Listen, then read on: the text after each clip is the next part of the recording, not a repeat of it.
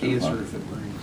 You got two, just don't want to miss anything. He's my caddy. Bob didn't want to walk up. So y'all had patronage, you finally got a t-shirt? Well, yeah, that's about it. It's $65,000 t-shirt. Yeah, that's me.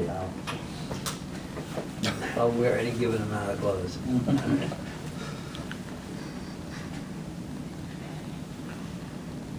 Yes, sir. Start the same way we did last time. You're Holton eligible. Have you learned anything more? You I said don't know last any week. more than I did last week. You expect to find that out? It's out of my control. Guess we'll find out when they tell us. Is there, can you say without the whole privacy thing what the deal is? No. How about this? If something doesn't happen and he can't play right away, could he play in the second semester? Or is it one of those things where if there's a no at the end of whatever question's being asked, he can't play this entire year? He wouldn't be able to play at all.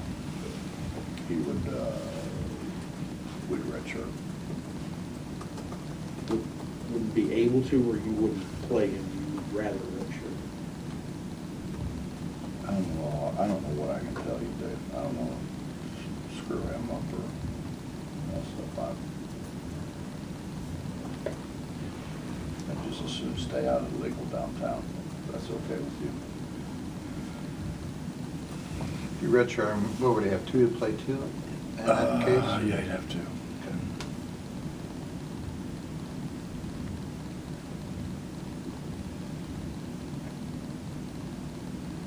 What about your guys a week into it? What have you seen so far from your team? I think our perimeter guys have been pretty good. Our inside guys obviously have a lot to learn with Kevin Norrie being the only one who has any experience. But they've been coachable. They listen. They're trying. We're going to get there. It's hard when you don't have the background to do the things that we want to get done. You know, it's just big guys are used to just standing under the basket in high school. And that's pretty much universal. And when you're asking them to do other things, it takes a little bit of time. Coach, you mentioned, Noreen pretty much is the only guy on the front court with, experience of what you're trying to do and what you want to get accomplished. How has he handled that, and what kind of things are you asking him to do this year? Is it any different than what he's had to do his first couple of seasons? I think the best way to answer it is I think he is a lot more confident offensively. He's really spent a lot of time shooting the ball, and I think he's changed his mechanics a little bit. In that he didn't get the ball up before. He's getting the ball up a lot better now. And I think just confidence too. It was always like, should I shoot it or shouldn't I shoot it? And I think he's not hesitating now. When he's got good looks, he shoots it. He was always more of a screener passer. Do you want him to shoot more than this year? I want him to shoot when he's open. Yeah. I mean, I'm not sure that we're all enthralled about him trying to create shots. Right. But he's going to get shots. He's going to get shots because he does do a good job of screening, and people have him guarded. I think it's fair to say this. Maurice was in on Sunday, I think it was, and told me afterwards that he really enjoyed practice just because of the guys' attitudes.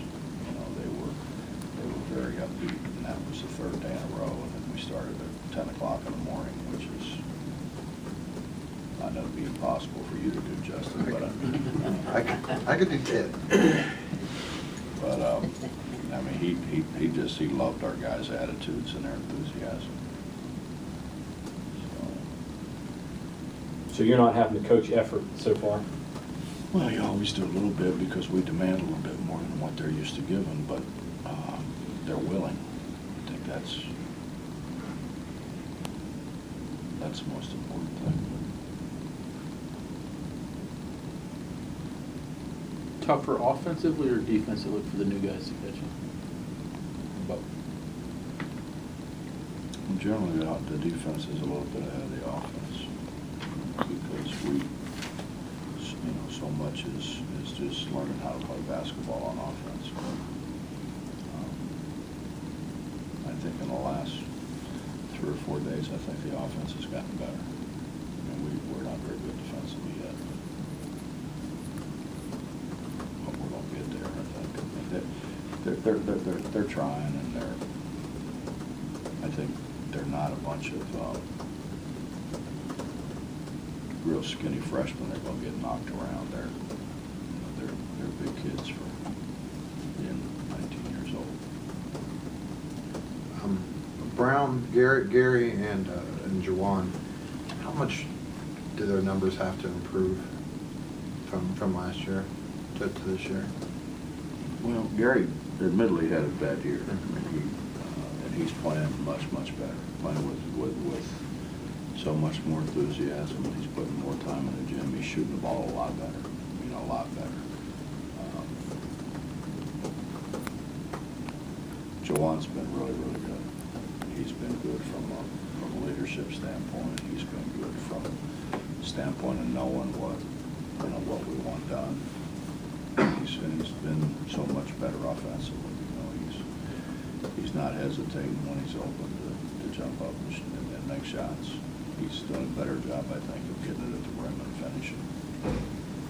I think both of them are dramatically improved. Is this kind of the first instance or season maybe where Gary's been asked to, I mean, I guess I don't know how much he's been asked in his past teams he's played for, how many, to be a shooter, to be a scorer. Is this something different for him at all? Or?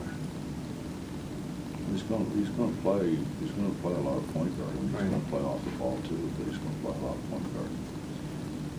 I think his struggles really were point guard. He was kind of our backup point guard his freshman year. He played way better doing that than he did when we took him off the ball last year.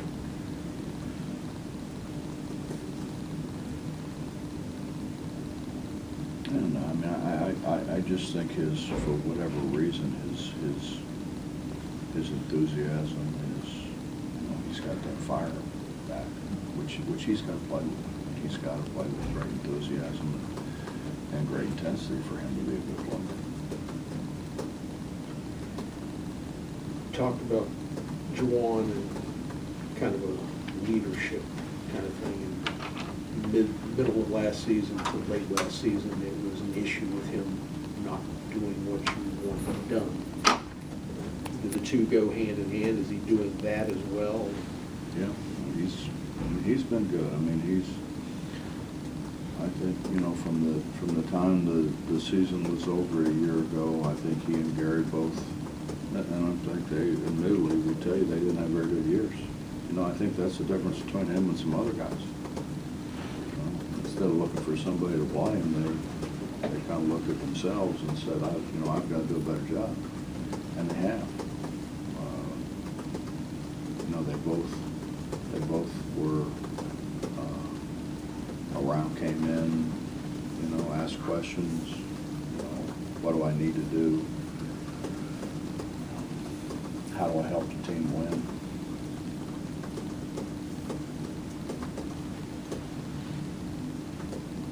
One of your biggest concerns, how your guys do on the defensive glass, is that what you're concerned about with these guys? Or maybe one of them? It's hard to win when you give up too many shots. Yeah. And we don't have a guy who changes shots around the rim. But, you know, we really haven't had one. But, you know, I think when you have a guy that changes shots around the rim, it's harder to score on second chance opportunities than it is when you don't have. And we've done, for the most part, a pretty good job of not giving up second shots. It's just, you know, John, it's a whole lot to learn. I mean, it really is. It's, you know, we can say, you know, we try to simplify things or we try to do this, but the reality is we do one simple thing that really I could teach all of you to do. But the hard part is you do it from one simple thing to the next, to the next, to the next in a very rapid succession, and that's what makes it hard. We don't stop for, you know, defensive substitutions or offensive substitutions. You know, you're changing from offense to defense, and you know, you have to know what you're doing in transition at both ends. And it happens in a very rapid succession. So it makes it becomes a very compound thing as much as you try for it not to. And you know, I think you get to the point where you have to break things down. I mean, it's the same thing I think all of us who had any education classes, the first thing they teach is whole part whole. And so you try to show them this is what we want to do, and then you try to break that down into the pieces. But the hard part then is putting it back together, back to the whole, and not lose what you've taught in the parts. And that's, you know, and then it's a lot of it's neuromuscular integration. I mean, you know, big guys are used to running to the rim. Instead of running to the ball, they run to the rim. At this level, you have to run to the ball. You can't run at the rim. Guys make shots. And you have to break some bad habits and try to create different habits. The new guy, I'm assuming you guys have got probably like, what, 4 or 5 practices in, and it's not a lot, but, you know, Remy, Nate, Brandon, Devin, any kind of transition that they're making, any steps that they've taken in that I time? think Nate's probably made bigger strides than the rest of them at this point. He's really shot the ball, but he's really shot it. And I think when the ball goes in as much as it's gone in for him, you probably don't look at the other things quite as hard as, but he's got a good understanding. He really understands, I think, how to play, which is a plus. He's done a great job. I mean, in terms of getting stronger, he's got a long way to go. But I mean, you look at him, he's going to be a big guy. It's not going to be this year, but he's going to end up being a big, strong, physical guy who can step out and make shots. You know, the other guys are kind of, they're thinking a lot. You can't play this game and think. There's got to be a reaction. They're not to the point where they're reacting. They're not shooting the ball as well as they're capable of shooting the ball because of there's so much going on in their head right now. Remy, too, Yeah. in that boat? Remy big time. But he can shoot it, and he will shoot it. You know, you've got to get him where he doesn't think so much. You go through it every year, but maybe not quite as much as you have this year, especially with important people. The idea that some of your guys have been here a while and know what they're doing, other guys don't.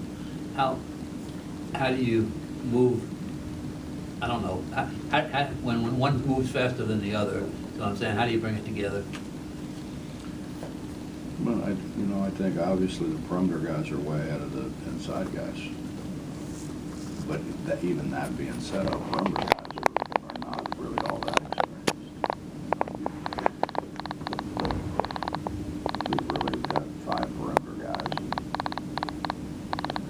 2 of those are sophomores. The other ones are juniors. Do they have to wait for the other guys to catch up with them, or? No, because they understand, I think, the whole a little better, but we're still trying to, make sure that they understand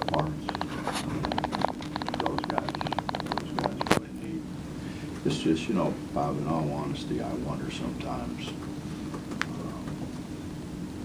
you know, when I came back, everybody said we need to play a better non-conference schedule. The reason our attendance is down in December is we don't play a, you know, a great non-conference schedule. Well, you know, the flip side of that is by not playing a great non-conference schedule, you don't have to be as prepared. You're probably going to win anyway, you know, or have a great chance to win anyway. And I think sometimes when, particularly when you have a bunch of young guys, if you're trying to win them early, which we have to do, you know, obviously, for postseason considerations and seeding and all those things, you maybe go too fast to try to get everything in and everything done. You know, there may be some merit to not playing as many hard games early as what we're playing. Can Terry and Aaron be leaders on this team, or is that They're too trying. much? No, they're trying. But you know, Justin, the best leaders are guys who lead by example. You know, and Deshaun, you know, when I first talked to Deshaun about leading, he's like, no, Coach, I'm not. But he kind of transformed into that. But he always led by example. You know, he was always the first one in, last one to leave. You know, he worked hard. And so the guys are looking at him like, well, he's doing it.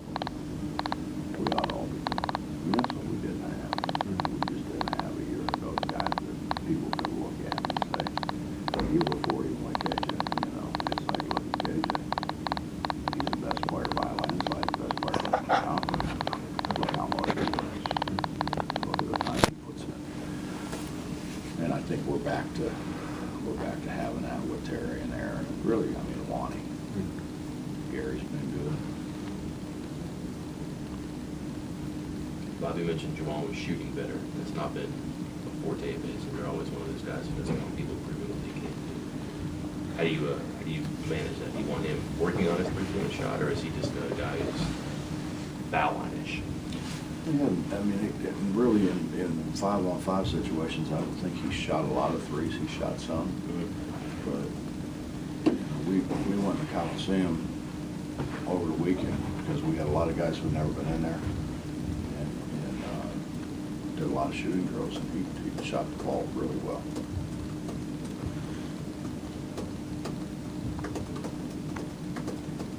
Last week he said he'd have inside guys, 5 out, stuff like that. Could you see eventually, based on what you know from Brandon or Devin at this point, maybe running some stuff through them down low?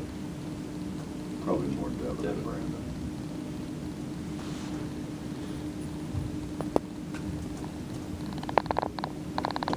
I don't know if it's a terrible thing. Like, I mean, who did we have? We went to the Final Four. Who did we have? Really nobody. I mean, we threw Dennis in there a little bit, but all he did was throw that grenade. He was a power guy. You know. We didn't post Wellington at all. We didn't post Devin, obviously. Post Day a little bit, but that was more when it was a mismatch.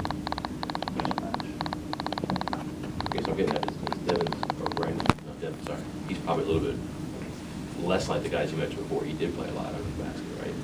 Right when he was Devin? high school. Yeah. Yeah.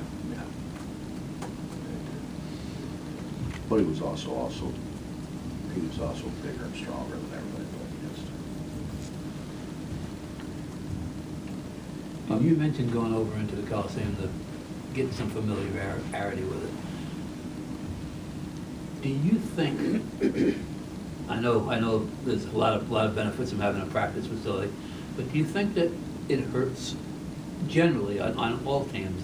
They're shooting at home a little bit if they don't shoot more with the depth perception in the gym that they're going to play in. No, I really don't. Louisville won the national championship and they never practiced in the outside. They Right, wouldn't play hate good the game. defense. Well, they guard. Yeah, they guard, but they won the national championship. If you look, Marquette never practices in the Bradley Center. There's a lot of teams that have had great success. Georgetown didn't practice, obviously. If that's the case, we should never play a road game. but we're worried about that perception. But we should schedule them all at home. Well, that used to be part of the home field advantage, but if you're not in there a hell of a lot more than the other team, I don't know if that is then anymore. Let's be honest, I mean, we were really good at home when we were putting 14,000 people in there. I mean, we beat a very, very good Ohio State team. We beat a lot of very, very good teams in there, but we had people in the stands. You know, I think that's more that and just I think routine. I think you play better at home a lot of times just because of routine. You know, it's the same routine. It's not, when you go on the road, it's just a different routine. And then, you know, obviously when you got 15,000 people cheering for you, it's an emotional deal. But I don't think, honestly, I don't think there's any difference at all. Villanova really doesn't in practice. And there's so many teams that have historically been the better teams in the country, and they don't have a home court per se. So I think what you really try to do is do that. I know the Bulls used to tell everybody what a terrible shooting place the new arena was, but I think they did it just to get people's heads.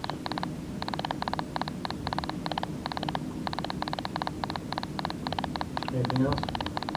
Based on what you've seen so far, do you think you have the personnel to play the way you want to play, or the way people are accustomed to seeing your teams play?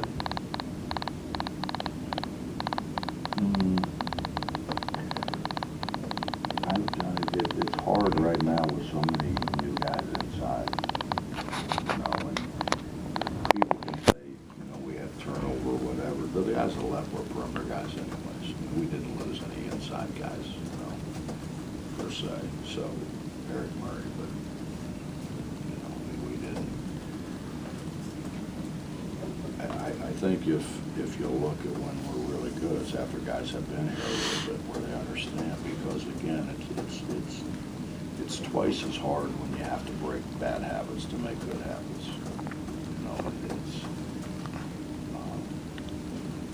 and you know, you run to the basket when you're a big and you run to the basket, your guy's going to get a heck of a good shot. But in high school, that's the right thing to do, but it's not the right thing to do here. And that's one example, I think, of guys that have just had those habits their whole lives. And now all of a sudden we're trying to break that habit. It's not as hard for perimeter guys as it is for bigs.